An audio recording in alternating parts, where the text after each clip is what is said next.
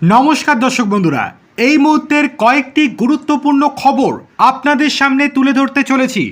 প্রত্যেকটি খবরই অত্যন্ত গুরুত্বপূর্ণ, তাই শেষ অবধি ভিডিওটি দেখবেন।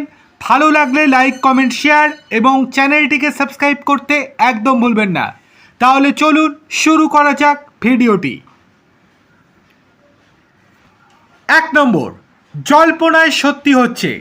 অভিষেক বন্দ্যোপাধ্যায় বুঝতে পারছেন তার অবস্থা অত্যন্ত শোচনীয়। কেননা পশ্চিমবঙ্গে বা এদেশে তার কোনো ভবিষ্যৎ নেই।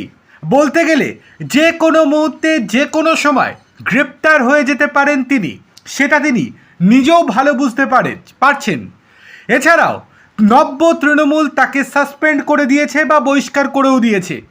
মমতা বন্দ্যোপাধ্যায়ের পাশে আছে বলতে কেবল কুণাল ঘোষ বা কল্যাণ বন্দ্যোপাধ্যায়রা, তাছাড়া বেশিরভাগ নেতানেত্রী নব্য তৃণমূলে যোগদান করেছেন। এই পরিস্থিতিতে অভিষেক বন্দ্যোপাধ্যায় নিজেও বুঝতে পারছেন ঘুরে দাঁড়ানো অত্যন্ত কঠিন একটা ব্যাপার। এছাড়াও একাধিক কেসে জড়িয়ে পড়েছেন অভিষেক বন্দ্যোপাধ্যায়, সেটাও জানেন। এখন যদি তিনি গ্রেপ্তার হন তাহলে আগামী 5-6 বছর বা তারও বেশি সময় জেলের ঘানি টানতে হবে। তার থেকে ভালো যদি বিদেশে পালিয়ে যাওয়া যায়। এবার সেটাই হচ্ছে অভিষেক বন্দ্যোপাধ্যায়ের বড় প্ল্যান। তাসের ঘরের মতো ভাঙছে তৃণমূল কংগ্রেস। বিধানসভা ভোটে ঘাসফুল শিবিরের ভরাডুবির জন্যই দলেরই অনেকে তার দিকে আঙুল তুলেছেন।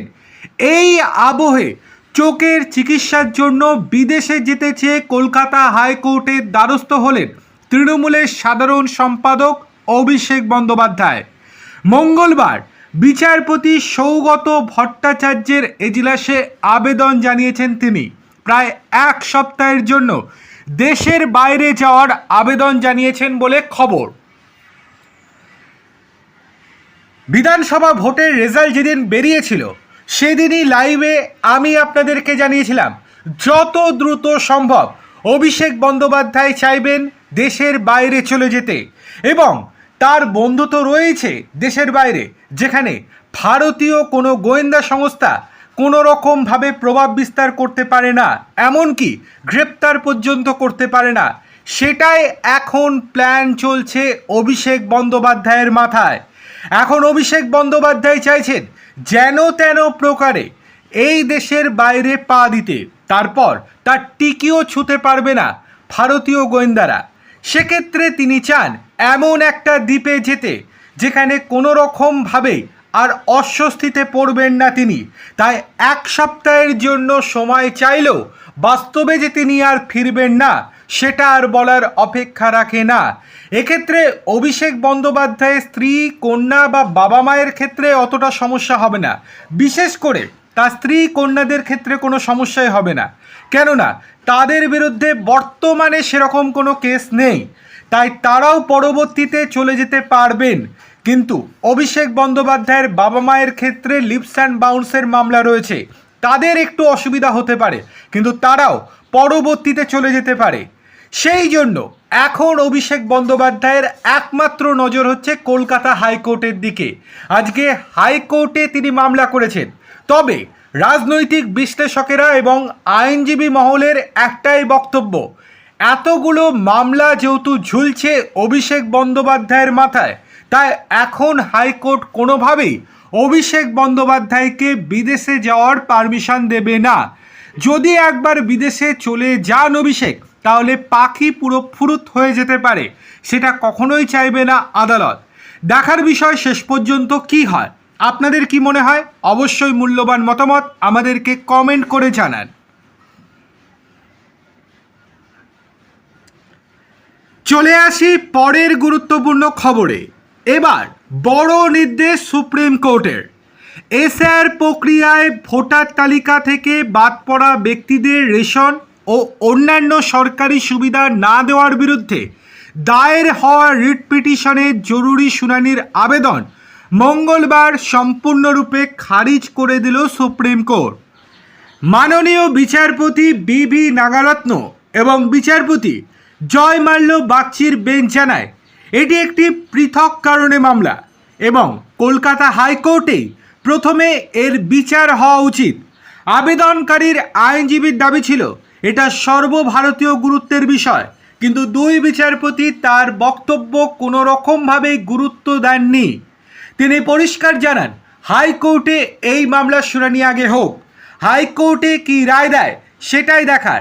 হাইকোর্টের রায়ে যদি আপনারা সন্তুষ্ট না হন তাহলে আপনারা সুপ্রিম কোর্টের দ্বারস্থ হতে পারেন। প্রথমেই আপনারা সুপ্রিম কোর্টের দ্বারস্থ হয়ে এই বিষয়টা তুলতে পারেন না। যেহেতু রাজ্যের প্রধান হাইকোর্ট, তাই হাইকোর্টের রায় সব থেকে গুরুত্বপূর্ণ। তারপর যদি আপনাদের পছন্দ না হয় তখন না হয় আমরা শুনব, কিন্তু আগে আমরা কখনোই এই মামলাকে গুরুত্ব দেব না। সুতরাং বড় সড়ো ধাক্কা খেলো যে মামলাকারী, সেটা বলার অপেক্ষা রাখে না।